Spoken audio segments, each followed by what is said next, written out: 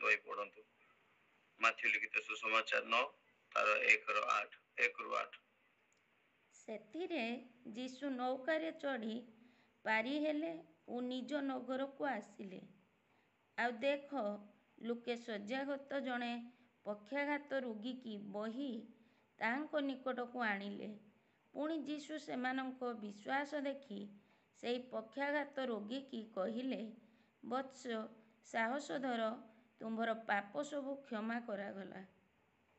ଆଉ ଦେଖ, ଶାସ୍ତ୍ରୀମାନଙ୍କ ମଧ୍ୟରୁ କେହି କେହି ମନେ ମନେ କହିଲେ, ଏହି ଲୋକ ଈଶ୍ୱର ନିନ୍ଦା କରୁଅଛି। ଯୀଶୁ ସେମାନଙ୍କ ମନର ଚିନ୍ତା ଜାଣି କହିଲେ, ତୁମ୍ଭେମାନେ ଆପଣା ଆପଣା ମନରେ କାହିଁକି କୁଚିନ୍ତା କରୁଅଛ? କାରଣ କ'ଣ ସହଜ, ତୁମ୍ଭର ପାପ ସବୁ କ୍ଷମା କରାଗଲା ବୋଲି କହିବା, ନା ଉଠ ଚାଲ ବୋଲି କହିବା? କିନ୍ତୁ ପୃଥିବୀରେ ପାପ କ୍ଷମା କରିବାକୁ ମନୁଷ୍ୟପୁତ୍ରଙ୍କର ଯେ ଅଧିକାର ଅଛି, ଏହା ଯେପରି ତୁମ୍ଭେମାନେ ଜାଣିପାର, ଏଥିପାଇଁ ଯୀଶୁ ପକ୍ଷାଘାତ ରୋଗୀକି କହିଲେ, ଉଠ, ନିଜ ଖଟିଆ ଘେନି ଆପଣା ଘରକୁ ଚାଲିଯାଅ। ସେଥିରେ ସେ ଉଠି ଆପଣା ଘରକୁ ଚାଲିଗଲା। ତାହା ଦେଖି ଲୋକସମୂହ ଭୀତ ହେଲେ। ପୁଣି ଯେଉଁ ଈଶ୍ୱର ମନୁଷ୍ୟମାନଙ୍କୁ ଏପରି ଅଧିକାର ଦେଇଅଛନ୍ତି, ତାହାଙ୍କର ମହିମା କୀର୍ତ୍ତନ କଲେ। ଆମେନ୍। ଆମେନ୍। ଆଜିର ବିଷୟ ମୋର ପ୍ରିୟମାନେ, ପବିତ୍ରତାରେ ସୁସ୍ଥତା। ଆଜିର ଟାଇଟେଲ, ପବିତ୍ରତାରେ ସୁସ୍ଥତା।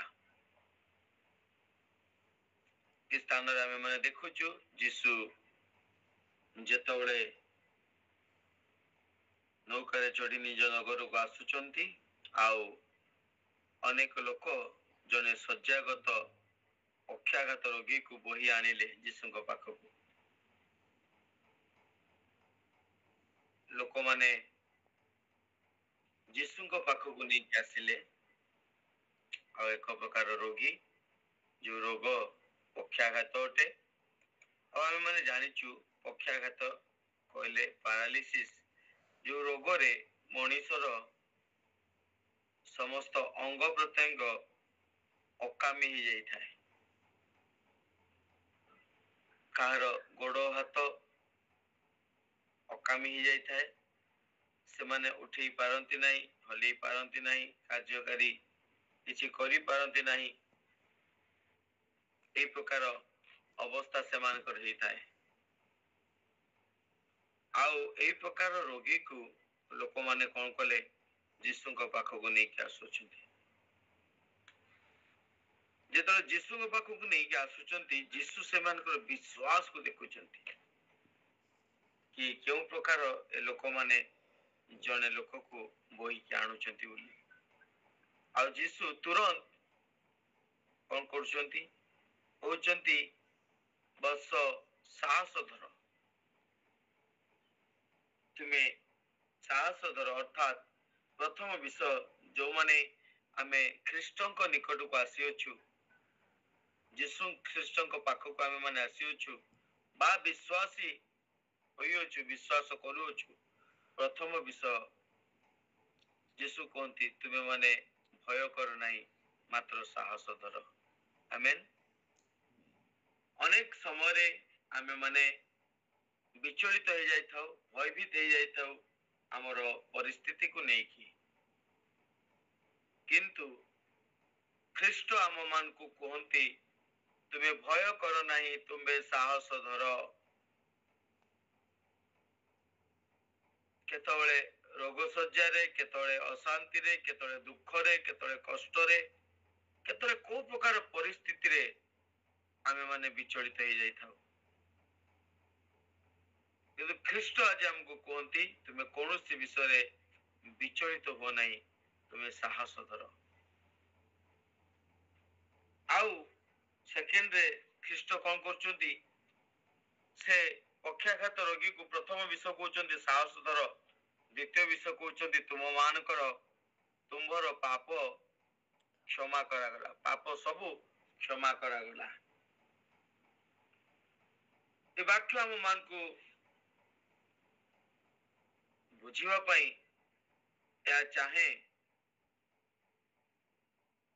कि आम जीवन रे पाप आम जीवन को पैरालाइज करी दे थाए। सेति ख्रीष्ट लोक को कहले प्रथमे साहस धर एबे भी तुम्हें सुस्थ हो पारिब, किंतु गोटे विषय आवश्यकता अछि ताहला तुम पाप क्षमा, तुम पाप रो मुक्ति। आज आमको मध्य समान विषय प्रभु ए वाक्य द्वारा कहया चाहती। तुम्हें माने साहस धर, जदि तुम्हें आज हॉस्पिटल रे अछो, जदि तुम्हें आज अभाव रे अछो, जदि तुम्हें आज समस्या रे अछो, जदि तुम्हें आज कष्ट रे अछो, दुख रे अछो, ताले ख्रीष्ट कहती आज भी तुम्हें भय करे नहीं, साहस धर।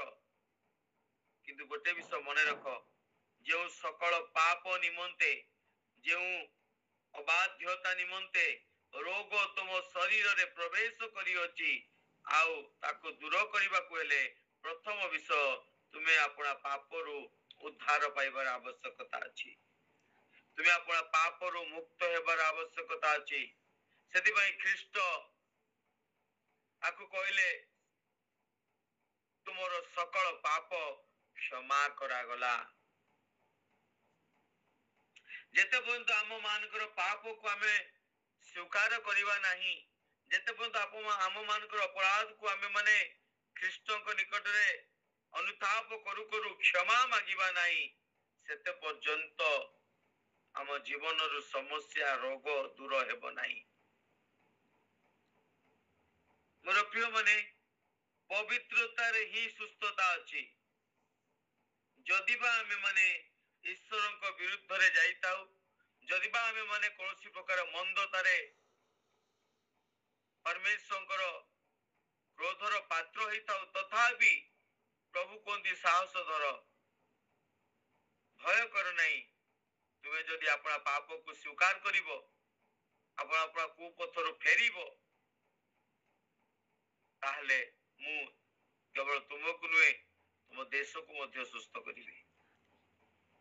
एबे मोर प्रिय माने हमर परिस्थिति पछरे थिबा कारण ताहला पाप बा बाध्यता। सेति भाई आज ख्रीष्ट आम मान को जीवन रो मध्य चाहती कि आमे माने एई प्रकार बंधन रु मुक्त हेउ। जेते पर्यंत सूची हेबा नहीं, जेते पर्यंत पवित्रता हेबा नहीं, सेते पर्यंत सुस्थता देखि परिबा नहीं। आज विषय पवित्रता रे सुस्थता। सेति भाई ख्रीष्ट ताकू कहले तुमरो पाप सब क्षमा करा गला। कारण ए पाप अनेक समय रे आम जीवन को पैरालाइज कर दे थाए। पैरालाइज माने अकामी कर दे थाए, हमर आर्थिक अवस्था को अकामी कर दिए, शारीरिक सुस्थता को अकामी कर दिए, हम शांति रो परिवार मत को अकामी कर दिए, मनर आनंद को अकामी कर दिए। हमको सकल विषय पैरालाइज कर दिए। हाथ तो अच्छी किंतु कार्य करू नहीं, गोड़ तो अच्छी चली पारु नहीं, एई प्रकार विषय को पैरालाइज करा जाए। परिवार थिबो किंतु आनंद नथिबो, चाकरी थिबो किंतु टंका अंटू नथुबो, बिछोना थिबो किंतु निद नथिबो, अनेक विषय रे से हमको पैरालाइज कर दिए।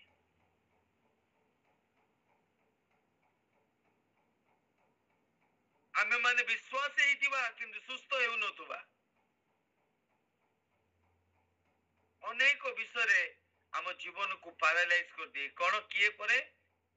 पाप। जेते पर्यंत पाप रो आमे माने मुक्त हेबा नहीं, सेते पर्यंत आमे हम जीवन रे, हमर परिस्थिति रे, हमर आर्थिक अवस्था रे, हमर प्रत्येक विषय आमे सुस्थता हे परिबा नहीं।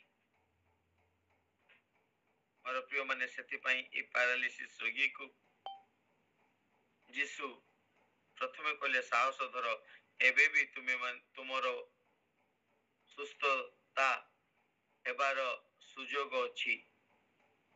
ସାହସ ଧର, କିନ୍ତୁ କଣ କରିବାର ଅଛି? ଆପଣ ପାପରୁ ମୁକ୍ତ ହେବାର ଅଛି। ଆଉ ମୋର ପ୍ରିୟ ମାନେ, ଆମ ଜୀବନ ଯଦି ଏଇ ପ୍ରକାର ଅବସ୍ଥା ହେଇଯାଇଛି, ସମସ୍ତ ବିଷୟ ଥାଉ ଥାଉ ମଧ୍ୟ ଯଦି ଆମେ ମାନେ ଅସହାୟ ମନେ କରୁଅଛୁ, ସବୁ ଆତ୍ମୀୟ ମାନେ ଥାଉ ଥାଉ ଆମେ ମାନେ ଏକୁଟିଆ ଅନୁଭବ ହେଇଯାଉଛୁ, ମୋର ପ୍ରିୟ ମାନେ, ଆଜି ଆମକୁ ଅନୁତାପ କରିବାର ଆବଶ୍ୟକତା ଅଛି। କଣ ମୋର ଅପରାଧ ପାଇଁ ଏ ସକଳ ବିଷୟ ମୋ ଜୀବନରେ ଆସିନି ତ? ଯଦି ଆପଣ ଅନୁଭବ କରୁଛନ୍ତି, ସାଙ୍ଗେ ସାଙ୍ଗେ ତୁରନ୍ତ ଆମକୁ ଅନୁତାପ କରୁ କରୁ ତାଙ୍କ ନିକଟକୁ ଫେରି ଆସିବାର ଆବଶ୍ୟକତା ଅଛି। ସେଥିପାଇଁ ଯେତେବେଳେ ଯୀଶୁ କହିଲେ ତୁମର ପାପ ସବୁ କ୍ଷମା କରାଗଲା, ଆଉ ଏହି ସମୟରେ ଅନେକ ଶାସ୍ତ୍ରୀ ଫାରୁସୀ ମାନେ କହିଲେ ଈଶ୍ୱରଙ୍କ ନିନ୍ଦା କରୁଛି, କାହିଁକି? ପାପ କ୍ଷମା କରିବା କେବଳ ଈଶ୍ୱରଙ୍କର କାମ। ଏହା ସତ୍ୟ କଥା ସେମାନେ କହୁଥିଲେ, ପାପ କ୍ଷମା କେବଳ ଈଶ୍ୱର କରିପାରନ୍ତି, ଆଉ କେହି କରିପାରେ ନାହିଁ।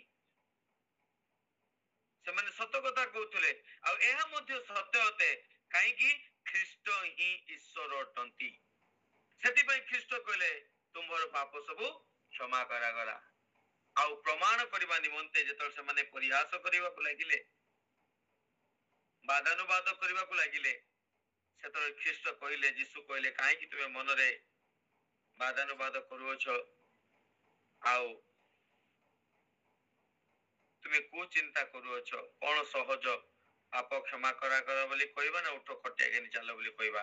ଅର୍ଥାତ୍ ପାପ କ୍ଷମା କରାଗଲା ବୋଲି କହିବା କେବଳ ମୁହଁରେ ତାହା ଯଥେଷ୍ଟ ନୁହେଁ।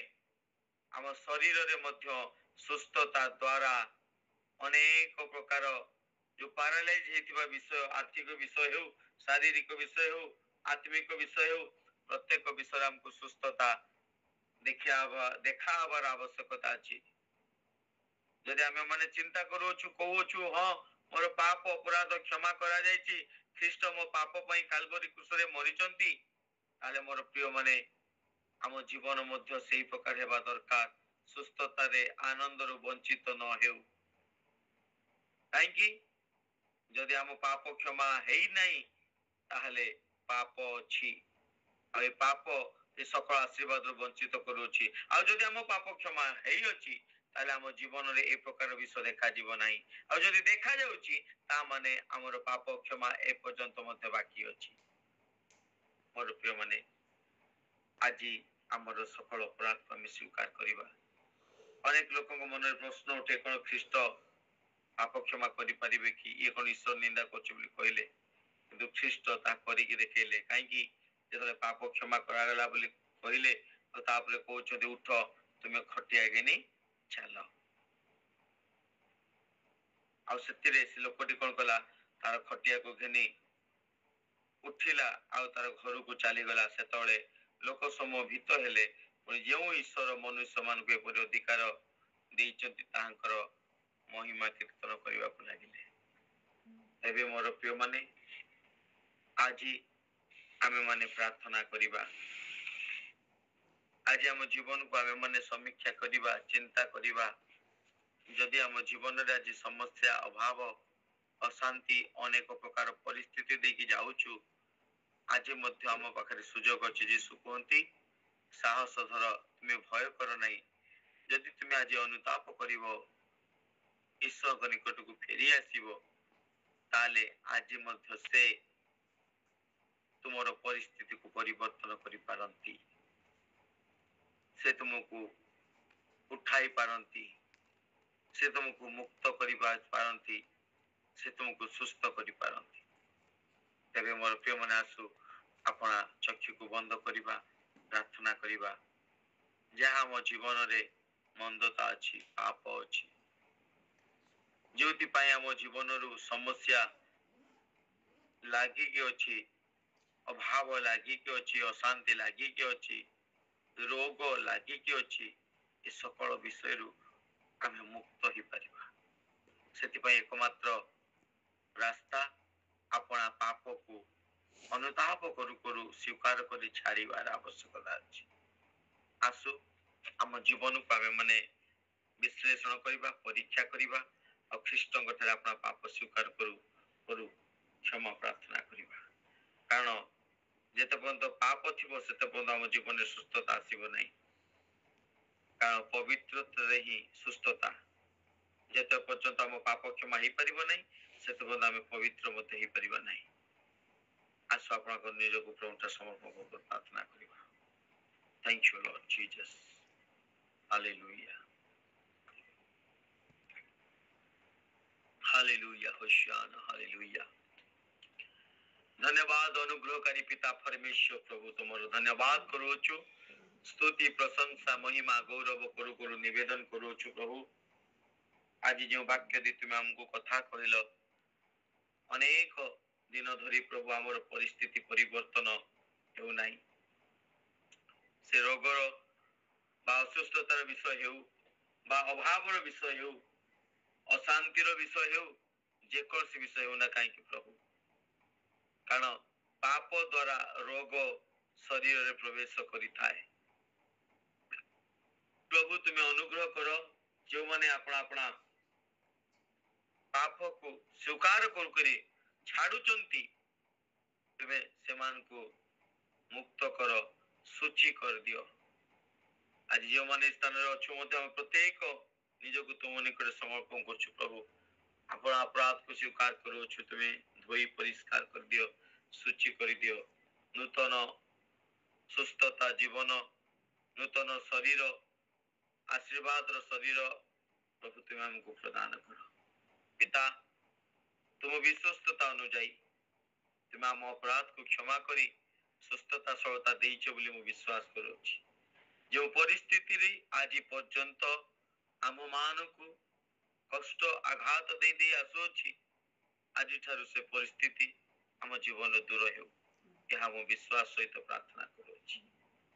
धन्यवाद गौरव प्रशंसा महिमा तुमको दे आजिर समस्त विषय धन्यवाद दे वाक्य निमंते धन्यवाद गौरव प्रशंसा महिमा करू यीशु ख्रीष्ट नाम रे समस्त प्रार्थना मांगुछि।